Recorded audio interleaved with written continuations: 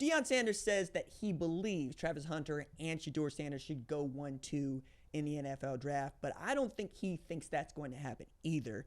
Talk about what to take from that. What's up, kinfolk? It's RJ Young. I am not on a step mill. If this is your first time watching the #1 college football show, welcome. Thank you for joining us here. We're talking college football year-round here. If that is something you're into, go ahead and hit that subscribe button, like this video, and leave me a comment below telling me, do you think Travis Hunter and Shedeur Sanders should go #1, #2 in the NFL draft? And unlike many, do you think there's a possibility that that could happen? Off the rip, no.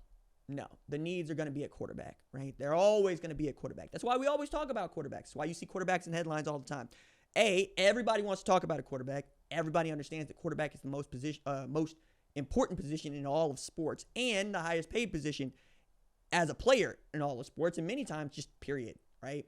That's the guy you're going to spend all the money on. That's the guy you're going to bet on in so many ways. To be the face of your franchise and to be the leader on the field, that's two different jobs. One of those is being CEO. One of those is being field general. Not a whole lot of guys can do both. So you're willing to overpay or take a chance on somebody who you think can do the job. And that's what the draft is about. The draft is about potential. Do you have the potential to be a Hall of Famer, to be great? One of the conversations that I come back around to is with my homie Byron, who was the NFL scout for years. Trust his evaluations. I mean, he's first dude that told me straight up and down, hey, RJ, CeeDee Lamb, that's the first round draft pick. I said, that dude's in high school. He said, yeah, all right. And then by the time he gets to year 3, the way he plays physically is what you want. The length, the speed, the size, the tenacity. And what has CeeDee Lamb turned out to be? Another guy who was very early on, Micah Parsons, to give you just an understanding of what this man was going. Or Kenneth Murray Jr. might be a first round draft pick. And I was going, how, Sway? They don't make him that big, that fast, that strong. That dude is every bit of 6'2", 240 and can run like a deer. You teach him to play linebacker. You can't teach him to be fast and big and strong. Potential. Draft the freak. This is what happened with the Buffalo Bills. Many of us didn't see it coming out of Wyoming, right? All we saw was a big dude that reminded us a little too much of Jamarcus Russell, especially when he's making that from the kneel down at the 50-yard line pass to hit the crossbar. You're going, okay, big, strong athlete, but can big, strong athlete make reads? Can big, strong athlete make the throws that are necessary? And it took a little bit of time. But now we're talking about one of the greatest players in in the NFL now, because he has traits you can't teach. Dudes don't normally bounce off the quarterback like a gnat, okay? Dudes bounce off of Josh Allen like a fly on a gnat's ass, like a gnat on a fly's ass, like it's like a gnat on a cow's ass. That's what it is. Point there, now that I butchered that simile completely 3 times, you're always going to take the guy that you think has the best potential to be great. Cam Ward gives people the warm and fuzzies about what he can do in the NFL because a lot of the things he does are things that Patrick Mahomes does. He moves around well. He doesn't necessarily run, but he runs to get out of the way and to pick up first downs. He is going to find somebody that's open down the field, and he's played in enough systems and enough programs to be able to adapt to anybody. This is a dude that started out playing basically wing T football in Texas, didn't get any offers from Division I to play quarterback, ends up at Incarnate Word, throws for 1,000,000 yards, transfers to Washington State, throws for 1,000,000 yards, transfers to Miami, and is a Heisman caliber quarterback who fell 1 win short of playing for the ACC championship the first time that we get to see Miami do that in at least a decade, maybe more, right?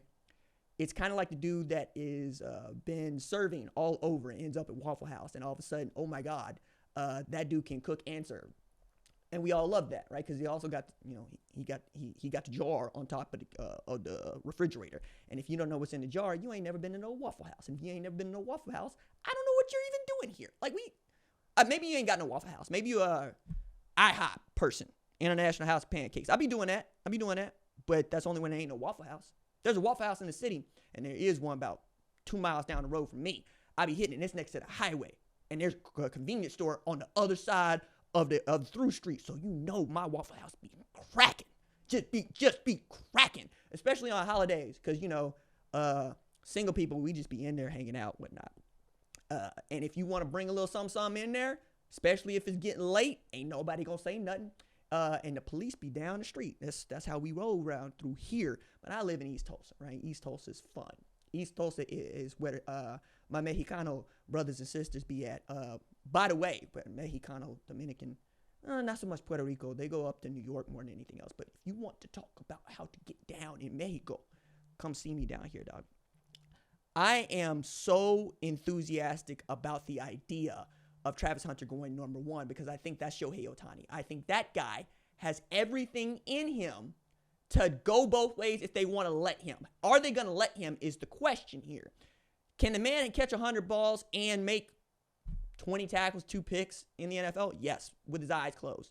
Will they let him is the question here. I think if you want to take him that high in the draft, you probably want to make him your number one wide receiver. And you probably want to have him play spot duty as a defensive back for the novelty. But I don't know how much you want him to do that because you would like to see Travis Hunter play forever and ever and ever. Amen. But you can't really do that, we think, if you're playing both ways. And it might be just one day he gets old and gets tired of it. And he just didn't want to do it anymore, which I could totally see. Like Shohei Ohtani, I think, would get to a place where he just doesn't want to throw the baseball anymore. And he'd rather just hit dingers and steal bases.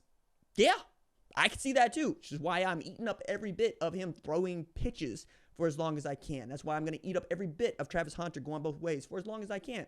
I know what the human body is capable of doing as it ages, and it diminishes, certainly. Shedeur is another example of a guy that I think is going to have to go to the right place, right time, right system. I am struggling to see who would not benefit from him. However, I can see so many people that could ruin him physically. Now, he's strong enough mentally to hold up to whatever it is you want to do. Physically, the man took a lot of hits at Colorado. I could see him taking a lot of hits in the NFL. And if you don't have a offensive line that's going to just out and out protect him because he is built to move around to make plays, it's just not going to go the way that we all want it to go. It's going to be difficult. It's going to be hard. It's going to be difficult to watch. If you remember the Houston Texans, when they first entered the league as the Houston Texans, right? The zombie Oilers, as it were. You also remember David Carr getting the hell beat out of him, and that ain't good for anybody.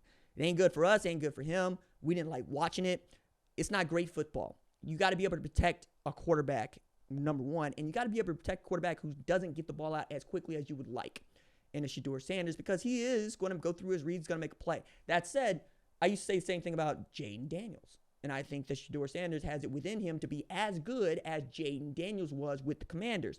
And if that is going to be the case, good luck with that. Like, he ain't going to go to Atlanta because they got their quarterback and Michael Penix Jr., but Travis Hunter might. Think about that for a moment, right? Where else could you see a Shedeur Sanders going? Many people think they could see it at Las Vegas even now. Maybe.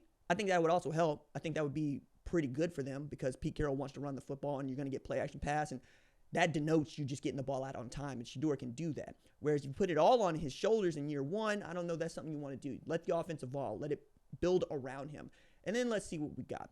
Either way, I'm excited for both Shedeur Sanders and Travis Hunter to make waves in the NFL, perhaps like we have not seen before.